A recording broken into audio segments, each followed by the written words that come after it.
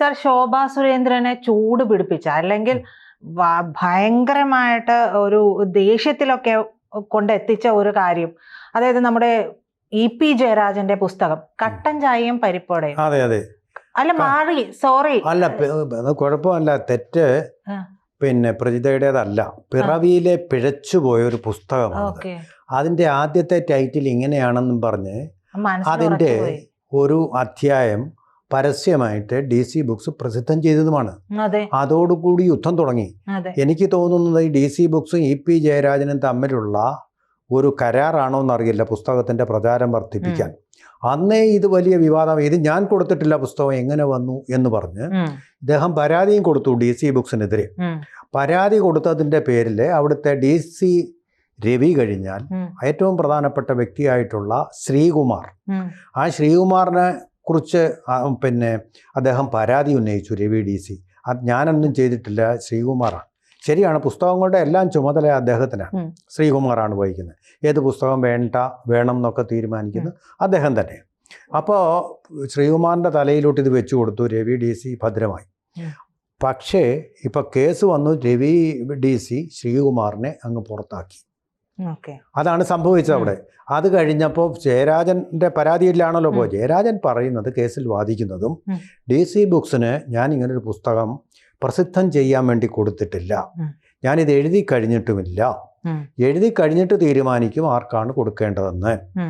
പക്ഷെ പിന്നെ ഒന്നും പറയാതെ മാതൃഭൂമി ബുക്സ് അത് സ്വീകരിക്കുകയും. അതിൽ മറ്റൊരു കാര്യം കൂടി സംഭവിച്ചിരുന്നല്ലോ സർ, അതായത് ആ സമയത്ത് ഏറ്റവും ഒടുവിൽ സംഭവിച്ചിട്ടുള്ള രാഷ്ട്രീയപരമായിട്ടുള്ള പ്രശ്നങ്ങൾ കൂടി എഴുതി ചേർക്കപ്പെട്ടിട്ടുണ്ട് ഈ പുസ്തകത്തിന്റെ. അതാണ് പ്രധാന പോയിന്റ്. അതിന്റെ ഏറ്റവും പ്രധാനപ്പെട്ട ഭാഗം എന്ന് പറയുന്നത് മുഖ്യമന്ത്രിക്കെതിരെയുള്ള ഒരു കൂരമ്പാണ്. ആ കൂരമ്പ് മറ്റൊന്നുമല്ല, LDF കൺവീനർ സ്ഥാനത്ത് നിന്ന് തന്നെ മാറ്റി എന്നുള്ളതാണ്. CPMലെ തന്നെ ഏറ്റവും രണ്ടാമത്തെ വലിയ നേതാവായിട്ടുള്ള തന്നെ പുറത്താക്കിയതിൻ്റെ ഒരു രോഷവും വിഷമവും പരസ്യമായിട്ട് തന്നെ സാധാരണ CPMകാർ ചെയ്യാത്തതുപോലെ ഇദ്ദേഹം ഇതിൽ പ്രകടിപ്പിച്ചിട്ടുണ്ട്. നേരത്തെ P ജയരാജൻ്റെ ഒരു പുസ്തകം ഇറങ്ങിക്കഴിഞ്ഞല്ലോ, ആ പുസ്തകത്തിലൊന്നും ഇങ്ങനെയുള്ള യാതൊരു പ്രശ്നങ്ങളും ഉണ്ടായിട്ടില്ല, ഒരു പ്രശ്നങ്ങളും ഉണ്ടായിട്ടില്ല. ജയരാജൻ ആർമി എന്നൊക്കെ പറയുന്ന അച്ചടക്ക ലംഘനമാണെന്ന് പറഞ്ഞ് അദ്ദേഹത്തെ ഒതുക്കിയിരുന്നു പറഞ്ഞത്. P Jayarajan army. അത് പക്ഷേ അതിൻ്റെ ഒന്നും പ്രതിഫലനവും ആ പുസ്തകത്തിലില്ല എന്നുള്ളതാണ് അതിൻ്റെ ഒരു വ്യക്തത. പക്ഷേ ഇവിടെ ഈ പുസ്തകത്തിനെതിരെ ആദ്യം തന്നെ ഒരു വിവാദമുണ്ടായി. രണ്ടാമത് ഈ പുസ്തകം ഇറങ്ങിക്കഴിഞ്ഞിട്ട് വീണ്ടും വിവാദങ്ങൾ. ഒന്നാമത്തെ കാര്യം ഞാനീ പറഞ്ഞ പോലെ മുഖ്യമന്ത്രിക്കെതിരെ ഒരു കൂരമ്പ് തന്നെ, അതായത് വൈദേകം റിസോർട്ടിൻ്റെ പേരിൽ തന്നെ മാറ്റി. എവിടെ നിന്ന്? LDF കൺവീനർ സ്ഥാനത്ത് നിന്ന്. അത് തനിക്ക് വളരെ അലോസരമുണ്ടായ കാര്യമാണെന്ന് പറയുന്നു. ബാക്കിയൊന്നും പറഞ്ഞിട്ടില്ല. പിന്നെ പറയുന്ന ഒരു കാര്യം അതുമായിട്ട് കണക്റ്റഡ് ആയതുകൊണ്ട് പറയുക, ശോഭാ സുരേന്ദ്രനെ ഞാൻ പോയി കണ്ടു, BJPയിൽ ചേരാനുള്ള ആവശ്യം ഉന്നയിച്ചു എന്ന് പറയുന്ന ആ സ്ത്രീ പറയുന്ന പച്ചക്കള്ളമാണെന്നൊരു പരാമർശം കൂടിയുണ്ട്. അങ്ങനെ ശോഭാ സുരേന്ദ്രനെ കള്ളിയാക്കി ആ കേസ് കൊടുക്കാൻ വേണ്ടി തയ്യാറാവുകയാണ്. അപ്പോൾ വീണ്ടും രണ്ടാമത്തെ കേസാണ്. അപ്പോൾ ഇത് ആദ്യത്തെ കേസ് DC ബുക്സുമായിട്ട്, ഇപ്പോൾ രണ്ടാമത്തെ കേസ് ശോഭയുമായിട്ട് ബന്ധപ്പെട്ട്. ശോഭ ഒരു കാര്യം അതിൻ്റെ ഒരു ലോജിക്കൽ കൺക്ലൂഷനിലേക്ക് എത്തിക്കാതെ നിർത്തുന്ന ആളല്ല. തീപ്പൊരി പ്രസംഗക എന്ന പോലെ പ്രവർത്തനത്തിൽ ഒട്ടും മോശമല്ല. കേരളത്തിലെ BJP പ്രത്യേകിച്ച് K സുരേന്ദ്രൻ്റെ നേതൃത്വത്തിൽ തന്നെ ഒതുക്കാൻ ശ്രമിച്ചു എന്ന് തോന്നിയപ്പോൾ നേരെ പോയി പ്രധാനമന്ത്രിയുമായിട്ട് ഫോട്ടോഷൂട്ട് നടത്തി നമ്മളെല്ലാം ഞെട്ടിപ്പിച്ച ഒരു വ്യക്തി കൂടിയാണ്. ഇപ്പോൾ ശോഭാ സുരേന്ദ്രൻ പറയുന്നത് ജയരാജനെ കൊണ്ട് ഇക്ഷാറായി എഴുതിപ്പിക്കും, ഇതിൻ്റെ സത്യം ജയരാജനെ കൊണ്ട് തന്നെ പറയിപ്പിക്കും. അതായത് ജയരാജൻ നമ്മളീ പറയുന്ന ഘട്ടത്തിലാണ്. ഇവിടെ LDF കൺവീനർ സ്ഥാനം നഷ്ടപ്പെട്ട സന്ദർഭത്തിൽ അദ്ദേഹം ശോഭാ സുരേന്ദ്രനോട് BJPയിൽ ചേരാനുള്ള ആഗ്രഹം പ്രകടിപ്പിച്ചു എന്നാണ് അദ്ദേഹം പറയുന്നത്. അതായത് ഈ കാര്യത്തിൽ വളരെ ഒരു വസ്തുതാപരമായിട്ടും അതുപോലെ സാഹചര്യപരമായിട്ടും നമുക്ക് വിശ്വസിക്കാവുന്ന ബോധ്യങ്ങളുണ്ട്. അതായത് ശോഭാ സുരേന്ദ്രൻ്റെ വീട്ടിലേക്ക് ജയരാജൻ പോവുകയായിരുന്നു, മറിച്ചല്ല. ഒന്നാമത്തെ കാര്യം അത്. രണ്ടാമത്തെ കാര്യം, അദ്ദേഹം LDF കൺവീനർ സ്ഥാനത്ത് നിന്നും മാറി വല്ലാത്ത ഒരു ആശയക്കുഴപ്പത്തിലായ സന്ദർഭം. ഈ ആശയക്കുഴപ്പം എന്ന് പറയുന്നത് ഹാംലെറ്റ് രാജകുമാരന് സംഭവിച്ചതുപോലെ to be or not to be എന്നുള്ള ഒരു ആശയക്കുഴപ്പം. വേണോ വേണ്ടയോ, CPM വിടണോ വേണ്ടയോ, BJP യിൽ ചേരണോ വേണ്ടേ? മൂന്നാമതൊരു ഓപ്ഷൻ ഇല്ല. കാരണം കോൺഗ്രസ് ഒരു തകരുന്ന കപ്പലാണ്. വളരുന്നത് അല്ലെങ്കിൽ മുന്നോട്ട് പോകുന്നത് BJP മാത്രമാണ്. ആ ഒരു സന്ദിഗ്ധ ഘട്ടത്തിൽ ആണ് ഈ സന്ദർശനം നടക്കുന്നത്. അപ്പോൾ എല്ലാവർക്കും നമുക്ക് പിന്നെ സാമാന്യ ബുദ്ധിയുള്ള യുക്തിയുള്ള എല്ലാവർക്കും യുക്തിഭദ്രമായിട്ട് എത്താവുന്ന ഒരു ഉപസംഹാരം എന്ന് പറയുന്നത് അദ്ദേഹം BJP യിലേക്ക് ചേരാൻ മനസ്സ് ആഗ്രഹിച്ചിരുന്നു. വേണമെങ്കിൽ നമുക്ക് പറയാം, the mind was willing but the body was not. അതിൻ്റെ കോൺസിക്വൻസിനെ കുറിച്ച് കൂടി അദ്ദേഹം ഒന്ന് വിലയിരുത്തിയിരിക്കണം. കാരണം TP ചന്ദ്രശേഖരൻ വടകരയിൽ എന്താ സംഭവിച്ചത്? EP ജയരാജൻ അത് സംഭവിച്ചുകൂടാന്നൊന്നുമില്ല. കാരണം പാർട്ടിയോട് കൂറുള്ള കേഡറുകളുണ്ട്. അവരേതറ്റം വരെയും പോവും. ഒരു കൊട്ടേഷൻ സംഘത്തിൻ്റെ ആവശ്യമില്ല കണ്ണൂരിൽ. അപ്പം അങ്ങനെ ഒരു സംഭവം ഉള്ളത് കൊണ്ട് അദ്ദേഹം പിൻവാങ്ങുകയായിരുന്നു എന്ന് നമുക്ക് പറയാം. അതുകൊണ്ട് ഞാൻ വിചാരിക്കുന്നത് the mind was willing but the body was not. Already ഒരു തോക്കിൻ്റെ ഉണ്ട ശരീരത്തിൽ ഇരിക്കുന്ന ആളാണ്. അതുകൊണ്ടാണ് അദ്ദേഹം ജീവിക്കുന്നത്. എന്നിരിക്കെ മറ്റൊരു ഭീഷണി ഇപ്പോൾ വേണ്ട. തന്നെയല്ല, അദ്ദേഹം ഒരു ബൂർഷ്വാസിയായി കഴിഞ്ഞിരിക്കുന്നു. കമ്മ്യൂണിസ്റ്റ് ഭാഷ്യത്തിൽ വൈദേകം റിസോർട്ട് അദ്ദേഹത്തിൻ്റെ പേരിലുണ്ട്. അപ്പം മറ്റു പലരും കപ്പലണ്ടി കച്ചവടം നടത്തിയിട്ട് കോടീശ്വരനായതുപോലെ PK കണ്ണൻ എന്ന് പറയുന്നത് പോലെ, പാർട്ടിക്കാർ തന്നെ പറഞ്ഞത്, നമ്മൾ പറയുന്നതല്ല, ഒരു കോടീശ്വരനായതുപോലെ തന്നെ ഇപ്പോൾ ബൂർഷ്വാസികളായി മാറിക്കൊണ്ടിരിക്കുക പാർട്ടിയുടെ അടിസ്ഥാന വർഗത്തിന്റെ പാർട്ടിയായ പാർട്ടിയുടെ നേതാക്കളൊക്കെ. സർ, അങ്ങനെയാണെങ്കിൽ ശോഭാ സുരേന്ദ്രനെതിരെ എഴുതിയിട്ടുണ്ടല്ലോ. അപ്പോൾ ശോഭാ സുരേന്ദ്രനെതിരെ എഴുതുമ്പോൾ അത് എഴുതാൻ ആർജവം കാണിച്ച P ജയരാജൻ, എന്റെ ചോദ്യമാണ്, എഴുതിയിട്ടുണ്ടോ എന്ന് എനിക്കറിയില്ല, ബുക്ക് ഞാൻ വായിച്ചിട്ടില്ല.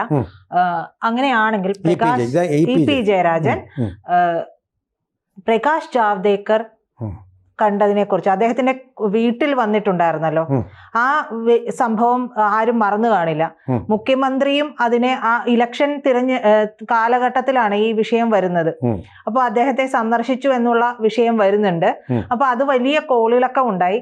മുഖ്യമന്ത്രിയും അത് അങ്ങനെ ഉണ്ടായിട്ടുണ്ടെങ്കിൽ അത് തെറ്റാണ് എന്നുള്ള രീതിയിൽ പറയുന്ന ഒരു സാഹചര്യം ഉണ്ടായി. അപ്പൊ അങ്ങനെയെങ്കിൽ ഒരു ആത്മകഥ എഴുതുമ്പോൾ എല്ലാം നമ്മൾ തുറന്ന് എഴുതാൻ കഴിയണം. ചിലത് മറച്ചു വെച്ച് ചിലത് മാത്രം പറയുമ്പോൾ അവിടെ EP ജയരാജൻ എഴുതിയിട്ടുള്ള കാര്യങ്ങൾ സംശയനിഴലിൽ തന്നെ ആകില്ലേ? ക്രെഡിബിലിറ്റി പറഞ്ഞ പോലെ, പ്രജിത പറഞ്ഞതുപോലെ ഒരു ക്രെഡിബിലിറ്റി ഗ്യാപ്പ് അവിടെ ഉണ്ടായിട്ടുണ്ട്. സംശയമൊന്നുമില്ല. അത് ഇതുവരെ ആരും ഫില്ലപ്പ് ചെയ്തിട്ടില്ല. ഇതിൻ്റെ സത്യം ഒന്നുകിൽ ശോഭയോട് എനിക്ക് പാർട്ടി മാറണം, നിങ്ങളുടെ പാർട്ടിയിൽ വരണമെന്ന് പറഞ്ഞിട്ടുണ്ട്. അല്ലെങ്കിൽ ശോഭാ സുരേന്ദ്രൻ്റെ അടുത്ത് ഒരു ചായ കുടിക്കാൻ പോയി. ഞാൻ വിശ്വസിക്കുന്നത് ഒരു 30 വർഷത്തിലേറെ പത്രപ്രവർത്തന പരിചയമുള്ളത് കൊണ്ട് ആദ്യത്തേത് വിച്ഛേദിക്കാനാണ് ഇഷ്ടപ്പെടുന്നത്. അല്ല, ഒരു ചായ കുടിക്കാൻ വേണ്ടി ശോഭാ സുരേന്ദ്രൻ്റെ വീട്ടിൽ പോകേണ്ട കാര്യമില്ലല്ലോ. അങ്ങനെ ഉണ്ടെങ്കിൽ BJP നേതാക്കൾ വേറെയും ഉണ്ടല്ലോ. സുരേന്ദ്രൻ്റെ വീട്ടിൽ പോയിട്ടുണ്ടോ? വേറെ MS കുമാറിൻ്റെ വീട്ടിൽ പോയിട്ടുണ്ടോ? വേറെ ആരുടെയെങ്കിലും വീട്ടിൽ പോയിട്ടുണ്ടോ അദ്ദേഹം? ഇല്ല. പിന്നെ മറ്റൊരു കാര്യം, ആ സമയത്ത് ശോഭാ സുരേന്ദ്രൻ പറഞ്ഞതായിട്ടാണ് എൻ്റെ ഓർമ്മ, തെറ്റാണെങ്കിൽ അവർ ക്ഷമിക്കട്ടെ. എന്തായാലും പറയുന്നത്, ആ സമയത്ത് BJP യിലേക്ക് താല്പര്യമുള്ള മറ്റ് പാർട്ടിയിലെ നേതാക്കളെ ആയാലും ആളുകളെ ആയാലും ഇങ്ങോട്ടേക്ക് കൊണ്ടുവരാനായിട്ട് അവരെ ചുമതലപ്പെടുത്തിയിരുന്നു എന്നുള്ളൊരു കാര്യം കൂടി ഉണ്ടായിരുന്നു. അപ്പൊ സ്വാഭാവികമായിട്ടും ശോഭാ സുരേന്ദ്രനോട് അങ്ങനെ ഒരു താല്പര്യം ആര് മുഖാന്തരം പറഞ്ഞിട്ടുണ്ടെങ്കിലും ശോഭാ സുരേന്ദ്രൻ അതിനെ ഇനിഷ്യേറ്റീവ് എടുക്കും. തീർച്ചയായിട്ടും ഇതിനകത്തൊരു അങ്ങനെ ഒരാളും കൂടെ ഉണ്ട്. ഇടയ്ക്കൊരു ഘടകം കൂടിയുണ്ട്. നേരിട്ട് ശോഭാ സുരേന്ദ്രനോട് പറഞ്ഞു എന്ന് ഞാൻ കരുതുന്നില്ല. നന്ദകുമാർ എന്ന് പറഞ്ഞ ഇടനിലക്കാരൻ, അതും പിന്നെ നമ്മുടെ പിണറായി വിജയൻ ഏറ്റവും വെറുക്കുന്ന ഒരു കഥാപാത്രമാണ്, ഒരു അവതാരം. ആ അവതാരം കൂടി ഇതിനകത്ത് ഇൻവോൾവ് ചെയ്തിട്ടുണ്ട്. അത് ജയരാജൻ സമ്മതിക്കുന്നുമുണ്ട്. അദ്ദേഹമായിട്ട് ഞാൻ പോയത് യാദൃച്ഛികമെന്നോ മറ്റോ ആണ് അതിനകത്ത് പരാമർശിച്ചിട്ടുള്ളത്. ദല്ലാൽ നന്ദകുമാറിന്റെ അമ്മയുടെ എന്തോ പിറന്നാൾ അങ്ങനെ ഒരു ചടങ്ങ്.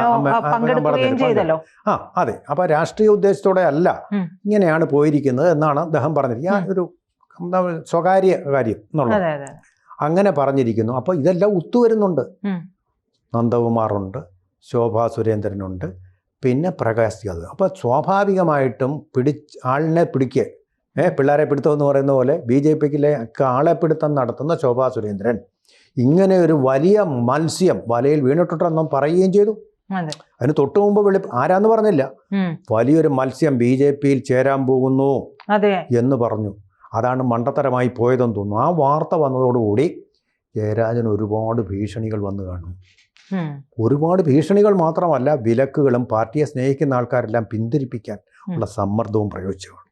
നമുക്ക് അതൊന്നും ഇതിൽ പറഞ്ഞിട്ടില്ല പുസ്തകത്തിൽ. അതിൻ്റെ ഫലമായിട്ട് പിന്നെ പ്രകാശ് ജാവേദ്കർ അവിടെ ചെന്നപ്പോൾ അദ്ദേഹം പാർട്ടിയിലേക്ക് വരാൻ, ഒരു പക്ഷേ പാർട്ടിയിലേക്ക് കൊണ്ടുവരാൻ വേണ്ടിയായിരിക്കും പ്രകാശ് ജാവേദ്കർ അവിടെ ചെന്നത്. അല്ല പാലുകാച്ചിന് പോയിട്ട് അതിൻ്റെ ഊണ് കഴിക്കാൻ വേണ്ടി ആയിരിക്കില്ലല്ലോ പോയത്. കൊണ്ടുവരാൻ പോയപ്പോൾ ഇദ്ദേഹം ഈ സമ്മർദ്ദം കാരണം, ഭീഷണി കാരണം അതിൽ നിന്നും മാറി to be or not to be എന്നുള്ളത് നോട്ട് ടു ബി എന്നാക്കി എന്നുള്ളത് വേണം നമുക്കവിടെ മനസ്സിലാക്കാൻ പറ്റുന്നത്. കാരണം നമ്മൾ വരികൾക്കിടയിൽ വായിക്കുമ്പോൾ അതാണ് സത്യമെന്നാണ് ബോധ്യമാവുന്നത്. തീർച്ചയായിട്ടും അത് തന്നെ. ഇതുപോലെ ഇതിനകത്ത് വേറൊരു കഥാപാത്രം കൂടെ ഉണ്ട്, AP അബ്ദുള്ളക്കുട്ടി. ഈ പറഞ്ഞിരിക്കുന്നതെല്ലാം കള്ളമാണോ, പുസ്തകത്തിൽ പറഞ്ഞിരിക്കുന്നത് കള്ളമാണെന്ന് അദ്ദേഹവും ബോധ്യപ്പെടുന്നു. കാരണം അദ്ദേഹം ഒരു കമ്മ്യൂണിസ്റ്റുകാരനായിരുന്നല്ലോ. അപ്പോൾ അദ്ദേഹത്തിന് അറിയാൻ കാര്യങ്ങൾ കുറച്ചുകൂടി. അവനൊരു ശോഭാ സുരേന്ദ്രനുമായിട്ടൊരു കമ്മ്യൂണിക്കേഷനും നടന്നിരിക്കുന്നു. അപ്പോൾ അതുകൊണ്ടെല്ലാം നമുക്ക് മനസ്സിലാക്കേണ്ടത് ഇവിടെ തീർച്ചയായിട്ടും അദ്ദേഹത്തിന് മനപ്രയാസം ഉണ്ടായി എന്നുള്ള കാര്യം സത്യം. പക്ഷേ ശോഭാ സുരേന്ദ്രൻ കള്ളം പറഞ്ഞു എന്ന് അദ്ദേഹം പറയുന്നത് കള്ളമാണ്. അതുകൊണ്ടാണ് ശോഭാ സുരേന്ദ്രന് ഇപ്പോൾ കേസ് കൊടുക്കാൻ പോകുന്നത്. ഈ കേസ് കൊടുത്തു കഴിഞ്ഞാൽ ജയരാജൻ തന്നെ കോടതിയിൽ സത്യം പറയിപ്പിക്കും ഞാൻ എന്നാണ് പറഞ്ഞിരിക്കുന്നത്.